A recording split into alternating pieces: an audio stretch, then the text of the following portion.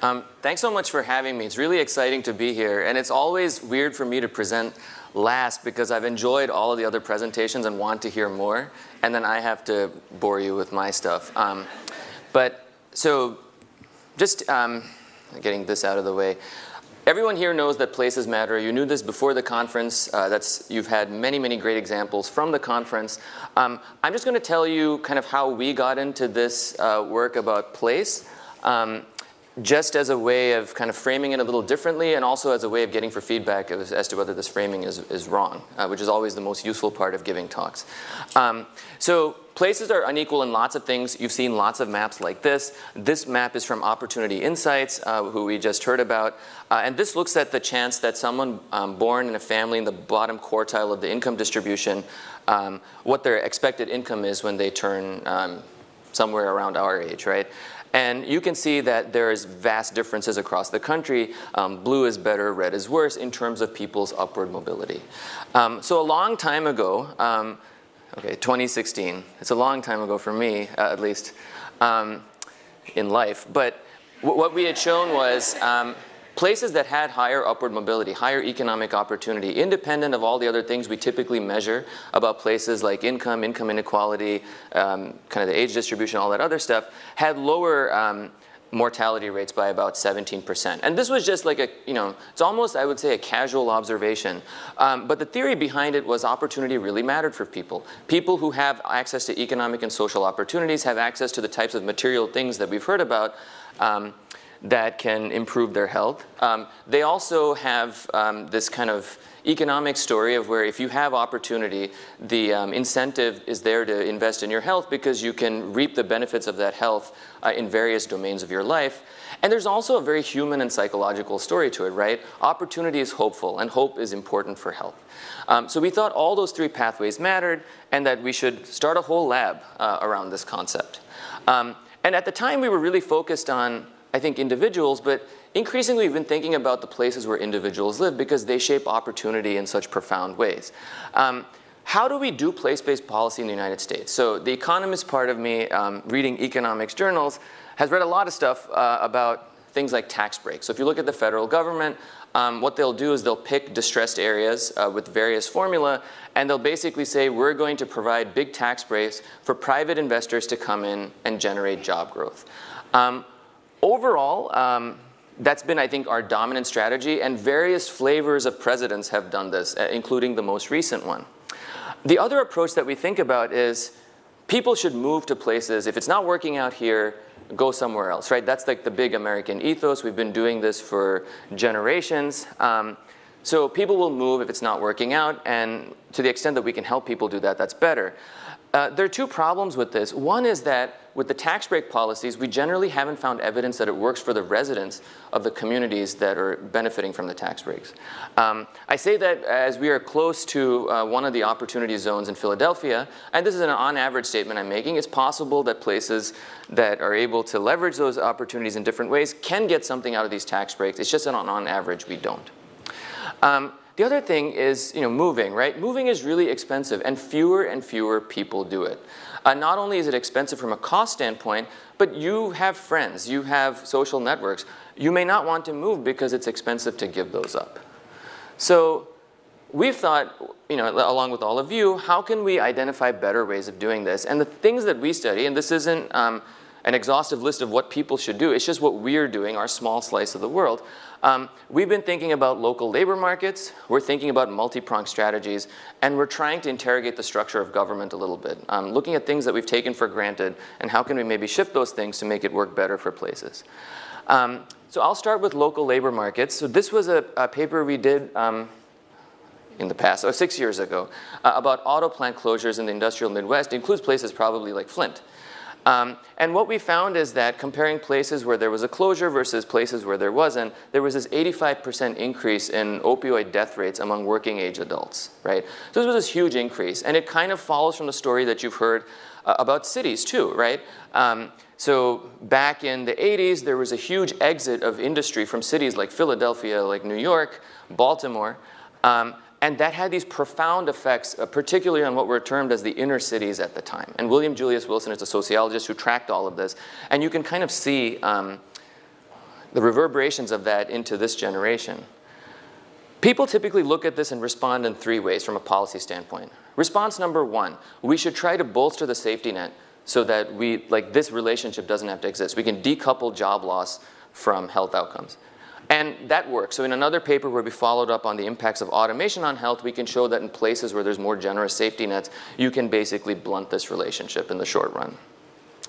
The second thing people will say is, well, so this is from Silicon Valley, we can invent stuff like AI that will have huge gains in terms of GDP, which we can share with people in general if they lose their job, right? And that's the kind of the compensate the people who don't win strategy, which we just don't do very well, right?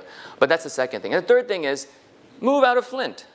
Why would you stick around? And some people do if they're resourced enough to do it, but many people stay. But there's a third thing, which I don't think we've thought about enough, which is how do we get people that have been displaced from jobs into better jobs?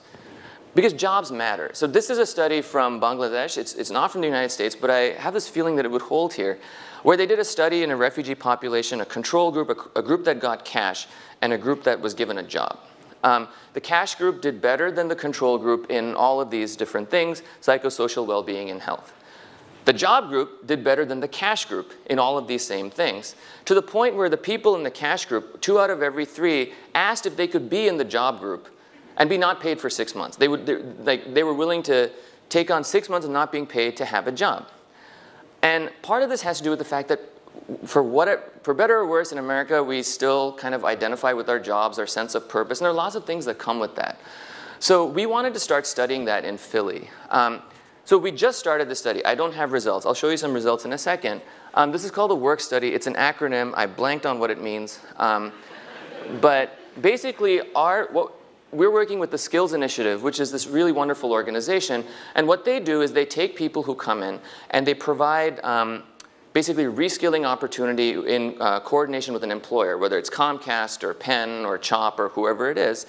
And what they'll do is they'll try to match these folks and then get people on their way to basically finding a new job. So your job is displaced, you can reskill for a new job, typically in healthcare, and you're on your way. They're oversubscribed. They have about 12 to 13 cohorts a year, 1,000 people apply, 40 people get interviews, and about 14 to 20 end up getting a position. And so we have this natural experiment opportunity on the basis of scarcity where people who are interviewed, who are otherwise very, very similar, some get it, some don't, on the basis of the specific match between them and the employer. So it's idiosyncratic, conditional on being interviewed. So we've enrolled 60 people. We're going to try to enroll 300.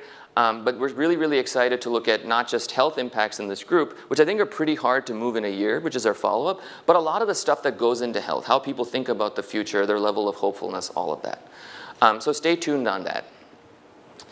The other thing we've been thinking about in the lab is there are lots of places that have been persistently poor or low opportunity for a really, really long time. We all know this, and we all have our theories about why that's the case.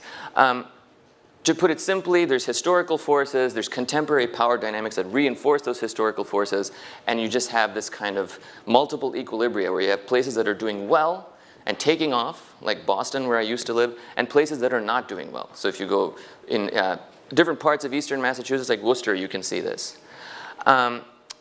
We tend to think about interventions, and I still do, as like, let's do a thing. The problem with the single component intervention is that there are probably mutually reinforcing mechanisms that come together to create this concentrated disadvantage. So fundamental cost theory talks about this, stratification economics talks about it, the economic theory of poverty traps in general talks about it. What this means, if you buy those theories, is that you're probably going to have to do multiple reinforcing things that complement each other to meaningfully lift communities out of these low opportunity equilibria, right? So some in the past, in the development literature, they've called us a big push. You can use whatever term you want. I think we can be strategic about what pieces we put together. But that's one of the things we sought to test. So with Gina South, who is an emergency medicine physician, and you guys probably talked about her work over the last 24 hours. Evan Spencer, who's sitting there, who's our project manager. We're doing something called the IGNITE study, which is almost done. We're working in West and North Philadelphia. It's a randomized controlled trial. We have 58 clusters, half of which, these clusters are about like 4 by 4 city blocks big, so they're like little micro neighborhoods. And we're investing in the clusters that are in the intervention group with connection to financial counseling. Evan's poster talks about warm handoffs and how we can get people to really get engaged with local nonprofits in ways that, at rates that have not been kind of realized by those organizations yet. We've done vacant lot greening, trash pickup, tree planting, so multi-pronged thing. And our primary outcome, which we will learn in January, right, Evan, sometime then, will be self-reported health. The Ignite study, the local labor market stuff, prompted us to think a little bit about why are we, it's such a weird transfer, right? The NIH, who's still giving us money to do this, gave us money to invest in these neighborhoods. So the government is investing in these neighborhoods through us, right, through Evan. And, but the question is, how is that the transfer mechanism? Why isn't this happening anyway? And there's this really interesting thing, and this is with the sociologist Rourke O'Brien, who's leading this with us. Revenue generation at the level of different areas and sharing across states and counties and towns varies for historical reasons, and it just kind of exists, and like we're sort of operating in those environments. It's why, you know, some places, if you want to build a cable car, like they will never be able to afford it, right? Or if they want to get rid of their, if they want to do a basic income program, some places will be rich enough to do it and others will not. And the reason that's the case goes way back. It's the reason why Flint can still stay in bad shape, even after several negative shocks in like the 80s and 90s, and doesn't come back, right? The reason is we just don't share with them. Some states do not share. Some counties do not share with towns. Other states, it's very, very egalitarian. And it goes back to the frontier times. So there's tons of inequality. If you look at social mobility, places that centralize, like and by centralization it means they collect all the revenue and they distribute it more equally or more equitably, tend to have better opportunity in those places. And this is what the map looks like. So the higher these, the darker the colors are, the more sharing there is. Tennessee, weird example, but the state started as a collection of counties that came together. So they have explicit revenue sharing across counties. And if you look, places that tend to centralize more have much less spatial equality and mortality, right? This is just a thing that exists in the world that we take for granted, but connecting what we do. Why is the government doing tax breaks when we have all this great evidence of place-based stuff that works? Part of it is just that they're not listening to us, which is not new, but the other part of it is that there's just things that are in place that make it hard to deliver the cash to places that need it. I have concluding thoughts. Do I have a minute? Okay. Okay. So it's exciting to work with all of you. It's even more exciting now given the current political environment because our work matters more than ever. So it'll be more of a fight, but like we'll do it together. The other thing is we have the communities to work with. And we have, I mean, you all know this, but engaging with communities is great, partly because we're learning a lot from them. We have blind spots, they have blind spots, and the two blind spots are rarely the same, which is why there's a complementary relationship there that works.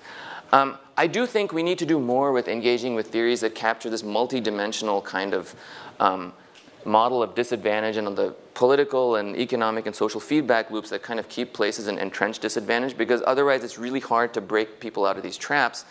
And I think we should question what is the structural environment we're working in? Can we modify it in ways that I think all people could agree on that might actually work for us to do our jobs better and disseminate our work in far-reaching ways? So thanks so much. It's really an honor to be here with you guys.